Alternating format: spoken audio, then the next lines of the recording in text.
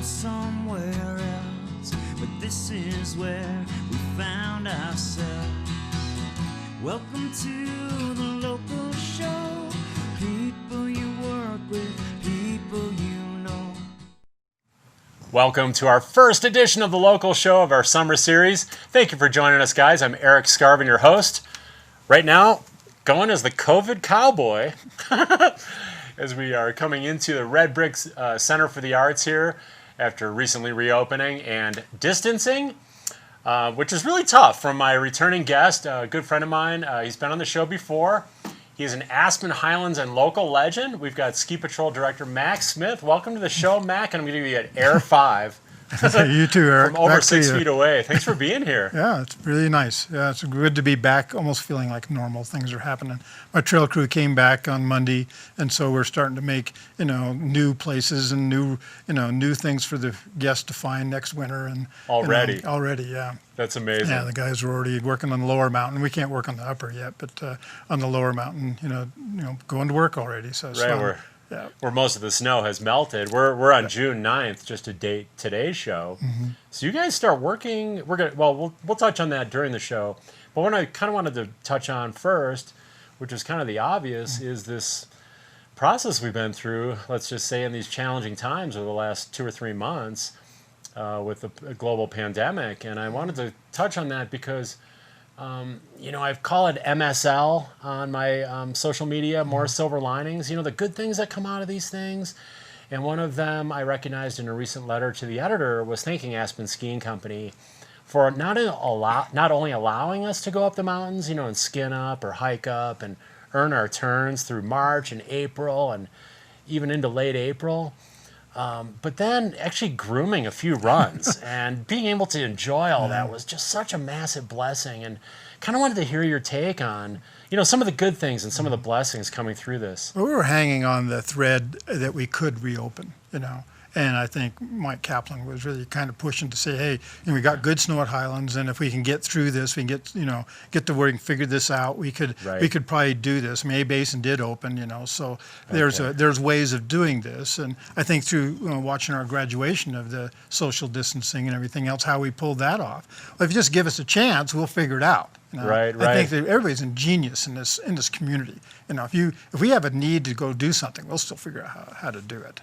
So at least lay the groundwork, right? For that's that right. possibility. Yeah, the possibility of that. And so that's a little bit, we were grooming for the hikers and everything else, but we were also continuing to maintain that slope or the snow. So if we got that shot, we had a good product to offer to the guests. And it's too bad that part of it didn't work out. But at Highlands, it was done that way. We're on Aspen Mountain and Buttermilk and Snowman. Those were all done, the grooming, just because of the ski company wanting to give something back to the community, as in the grooming to help, have a good, safe way down. And there's no other amenities up there. There's no patrol. There's nothing else. So if you can make a safer way down for these guys to come down too, the chances of a call would be pretty slight for the mountain rescue people to have to deal with. Just incredible, not only physically to be able to do that, but just mentally, psychologically to be able to go out and still do what we love, through that time. And what are some of the other things that you're thankful for, kind of looking back now that we've gone through this, some other things that you're grateful for? I don't know. I just think in reflecting of what it means to be together, and how your family becomes really more important to you because you're going to do that. You're going to connect with them. I have some grandkids now, and to see my granddaughter, playing with my horse and that kind of stuff. She's only 2.5 years old, and seeing those kinds of things go on to where my son's building a home down by the college down there and helping him out with that. And so you get closer to your family for sure. Yes. And then what you do, though, you kind of miss your friends. And whenever you have an opportunity to talk, even if it's for a room apart, that those conversations were richer. They're more meaningful. I agree. They just weren't surfacey. You really got down to some really cool things. OJ is a friend of mine, and as well as my right-hand man when it comes to the avalanche world, and putting our whole program together at Highlands there. And we had some really super cool, engaging, conversations that we probably wouldn't have had. Right. All of a sudden we were talking about, the past and the future and what, how we got to where we are with our program and the richness of it. And it was really cool, for the two of us to connect that way. Funny you said that, because one time I skinned up. Well, I was skinning up Highlands 2, 3, 4 times a week. And one cycle I did 4 days in a row after that 16-inch snowstorm that landed on a Friday. So I was like, I can't. I mean, I have to go. I just have to go. And OJ would be up at PHQ at the top at patrol headquarters, and one day I came up with my dog and I was on the deck, and he's like, yeah, you can come in if you want. And so we distanced in there, and I sat at the big table, had my lunch, and he was, a ways away over kind of by your desks there, and we had a nice conversation. And yeah, I think you're right. It's meaningful, deep conversations, even though we were physically separated or distanced. We were closer than ever in a lot of ways, and I really appreciate that. I think so. I feel it with so many of the people I'm around now, especially when they're coming back. You're interested in their lives of what they did, because everybody basically took on home projects or, went on some kind of a lot of river trips. My guys are really way into boating, so there's a lot of those things that were going on, and it was really cool to catch up and then really be more interested in that, because most of the time you have your own things you're doing, their own things, so you don't collide. But now you're almost wanted that collision to happen to where you could, communicate back and forth about what they did. So interesting. I know it's like there's just a greater appreciation of those relationships. I think too, we slowed down, so we weren't traveling around in a frenetic pace, all in 18 directions every day. So it was easier to kind of streamline and focus and simplify, and then focus on some of those really important things in life, like our relationships. That's right. Yeah. So. I got to go up and do a lot of stuff I had done many, many years ago, and that was irrigating the mountain during the runoff. Because it's a dangerous time for your ski runs. I mean, if the ditches don't hold, if you purge a ditch or whatever, you can really gouge and really erode a piece of a run or whatever. And in fact, one time we lost the whole Moment of Truth catwalk in a big section one time because it came off of the apple strudel and went down off that one side and blew out the Moment of Truth catwalk. So it's a very important piece that nobody really realizes, right? So I'm out there getting to drive the snowcats again, which I haven't done in a long time. I've done tons of pieces of equipment, so it wasn't that foreign to me. Within a couple minutes, you knew what you had to do.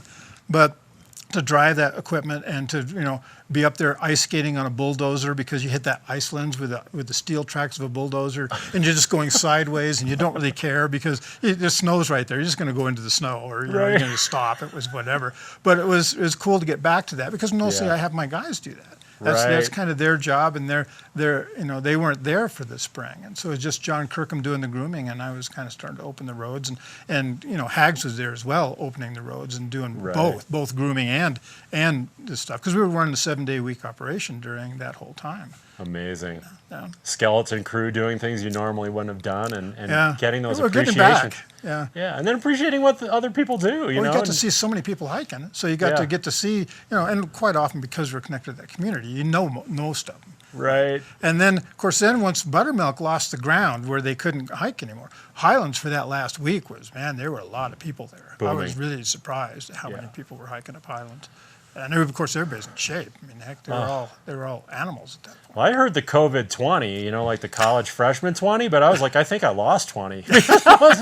No work. I mean, I'm just working out even more. Yeah. So really appreciate that. Thank you so much. And again, thanks to Aspen Skiing Company and Mike Kaplan from the top down, to make that happen. Yeah. But who else made this happen? And I have greater appreciation than ever is our underwriters who are supporting our show this summer. So we're going to go to our first break of the season. I want to thank our summer underwriters, including several new ones. But I want to start with Aspen Square, who's been with us since day one, over 17 years ago now on the local show. Live Aspen Art, Klug Properties, CMC Aspen, Pitkin County Landfill, White River Overland, and of course Sundog Athletics, near and dear to my heart. We'll go to a quick break, guys. We'll be back in 2 minutes, our only break of the show. We've got Aspen Highlands legend Max Smith. We're going to go into the glory days of Aspen and so much more, so don't go away.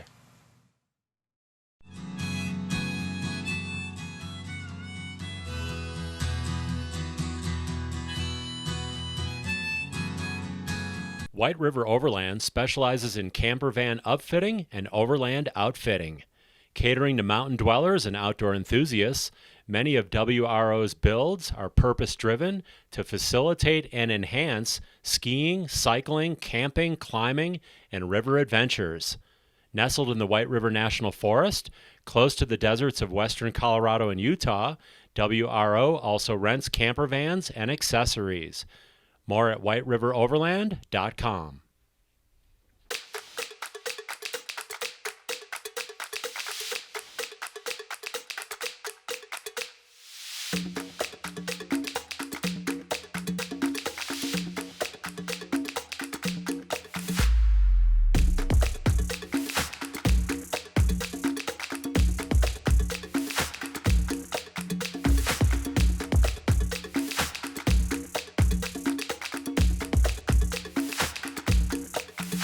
CMC is preparing the people who make Aspen work.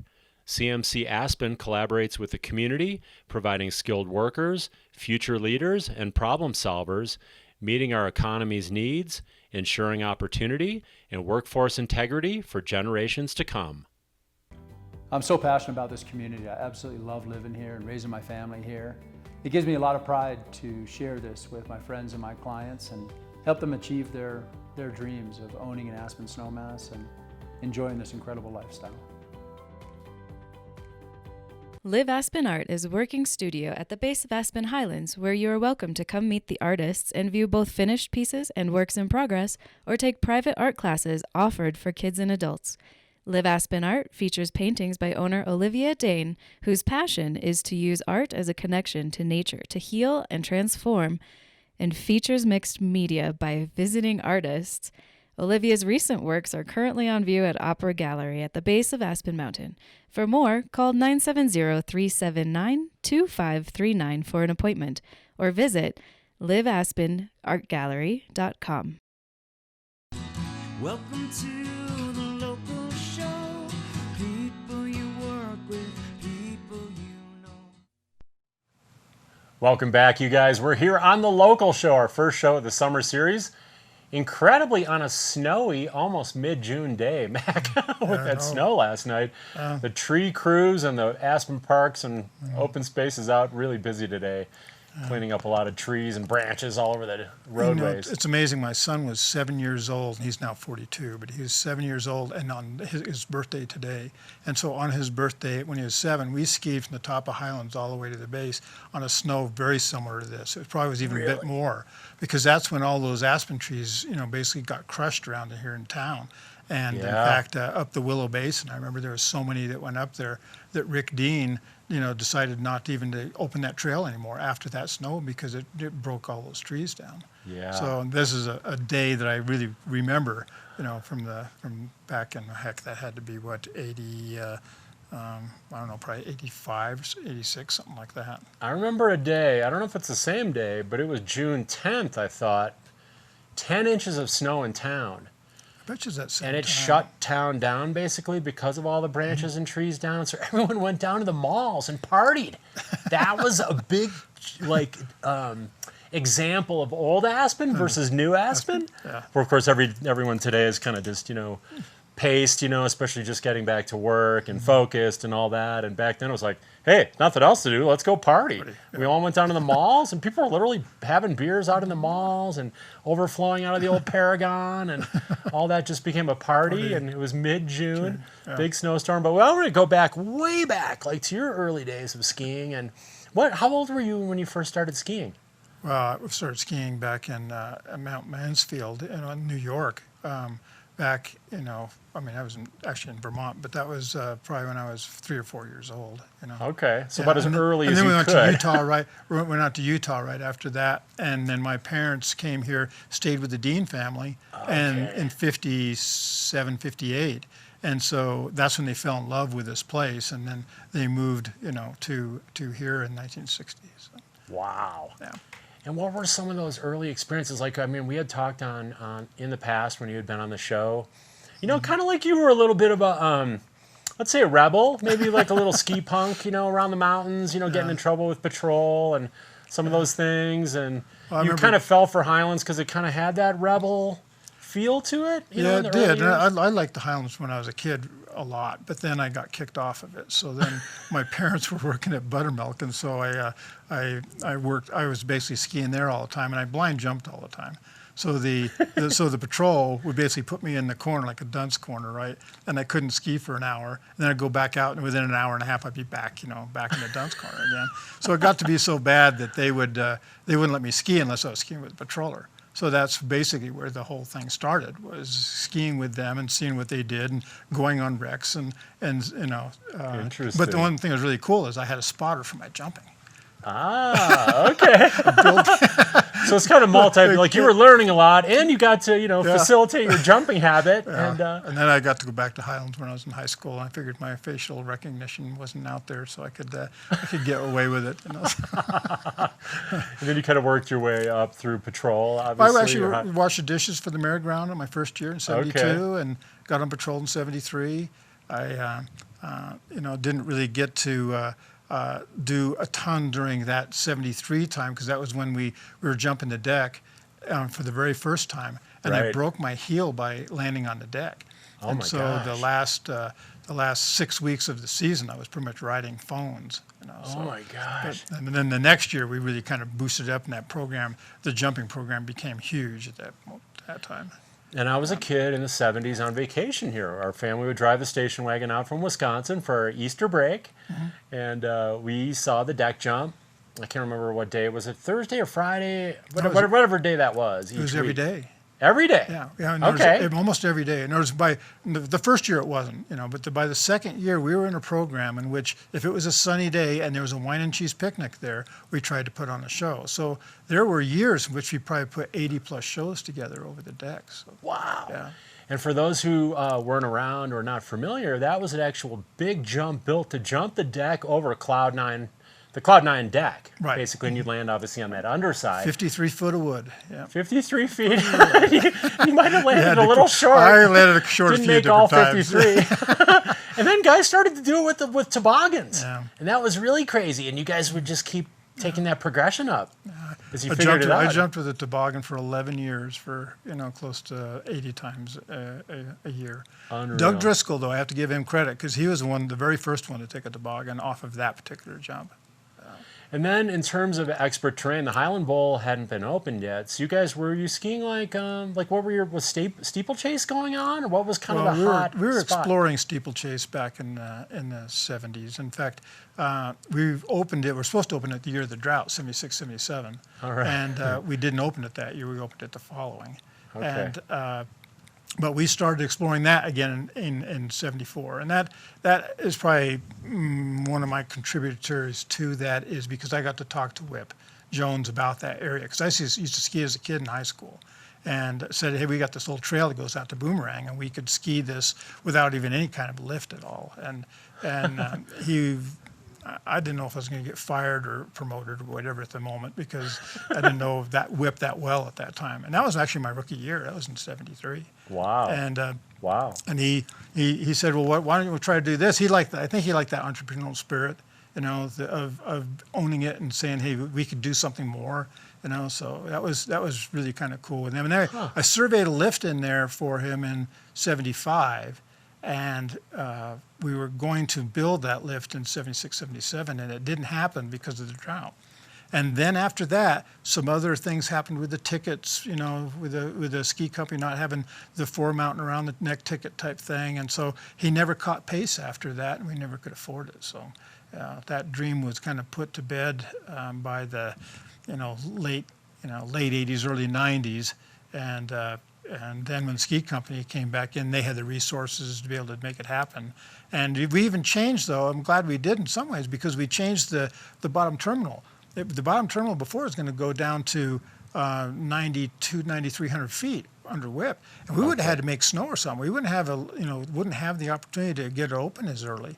So we came up to 9,800 feet, where the terminal of Deep Temerity lift sits now. Okay. And so because of that, we've been able to open that country, pretty much opening day every year. In fact, we've gotten something in the bowl, open like the G6, 7, 8 area, that north side. We prepare that, and we've had some of the best steep skiing, even in drought years, and even low snow years, to get down to that lift.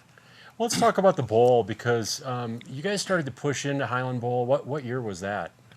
Well, we did hiking tours back in the 80s, the early 80s. Sure. And there was heli skiing back in there in the late 70s, we had one thing of heli skiing in I think it was 81, 82. Okay. That was actually 82, 83, 80s. because 81, 82 is a drought year too, so we didn't have much going on in that year. Okay.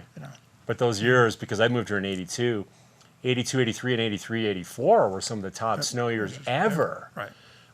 But then when did it start to open up kind of just generally as you kind of incrementally pushed into the Highland Bowl? Oh, that was in 97 when the first time after we the stepped lift had into been installed, No, the no, DT no. lift. The lift was 05. So we were skiing that little catwalk that came back, and you could tell a Highland skier because their monster right leg, because that thing was a 2-mile traverse from the bowl all the way to the midway to get back on the Lodge lift in order to get up. Right. You couldn't even go to the DT because I wasn't even there yet. You had to go all the way to mid mountain. That's right. So everybody had a big right leg. Right, because we were riding that, and that was kind of like a little moto whoop-de-doo, kind of a chaotic little catwalk. Especially the part out of the bowl.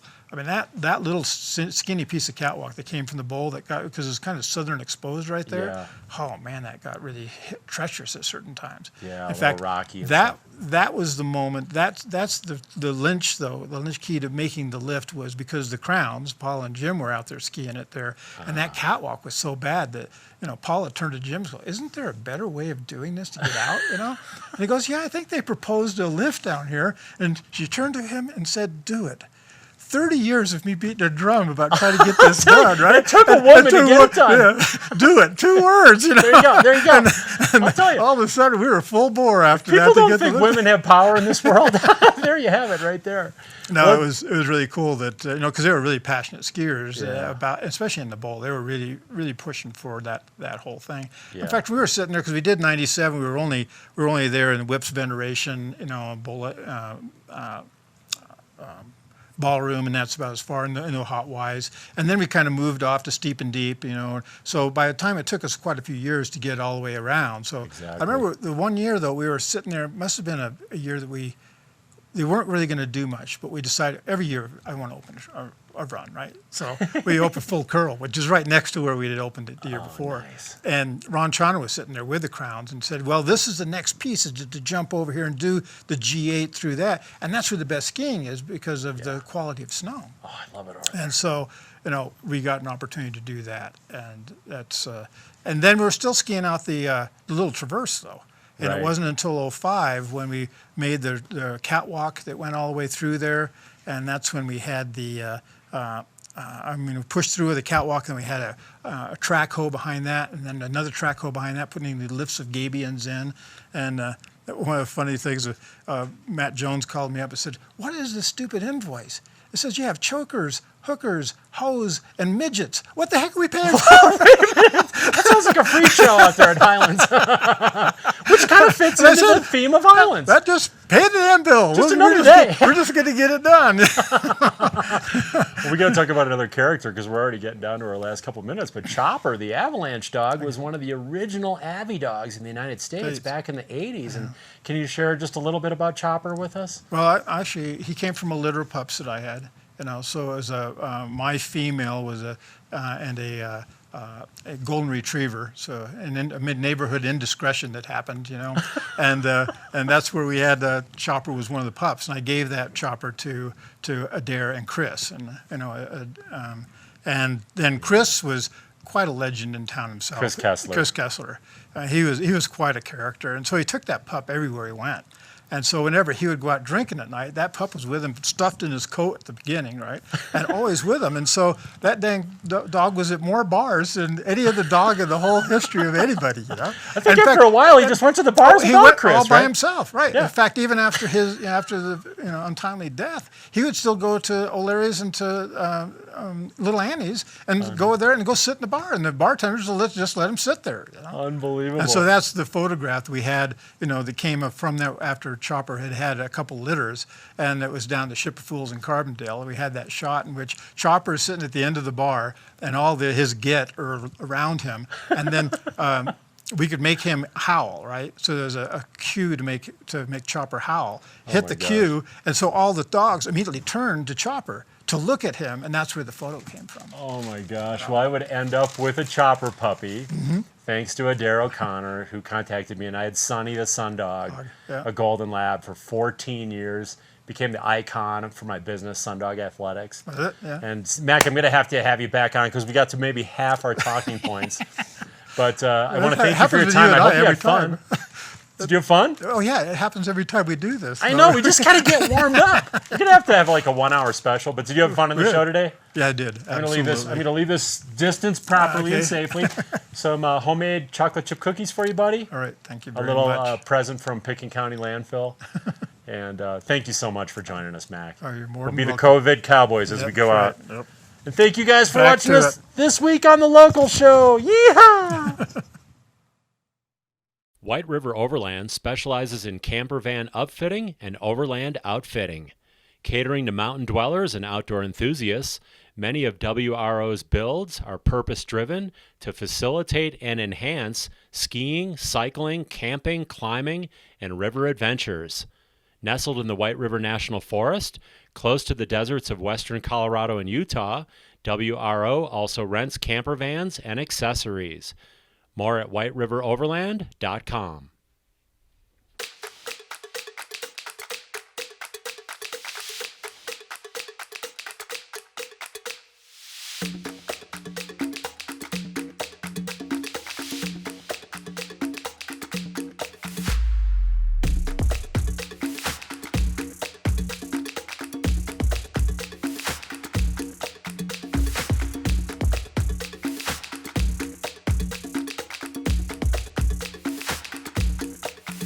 Celebrating another great summer season by offering up to 25% off their nightly rates. Aspen Square Hotel is the hospitality place, featuring fireplace studio suites and larger condominiums with full hotel-style services in the center of downtown Aspen. Aspen Square is proud to support The Locals Show. I'm so passionate about this community. I absolutely love living here and raising my family here. It gives me a lot of pride to share this with my friends and my clients and help them achieve their dreams of owning an Aspen snowmass and enjoying this incredible lifestyle.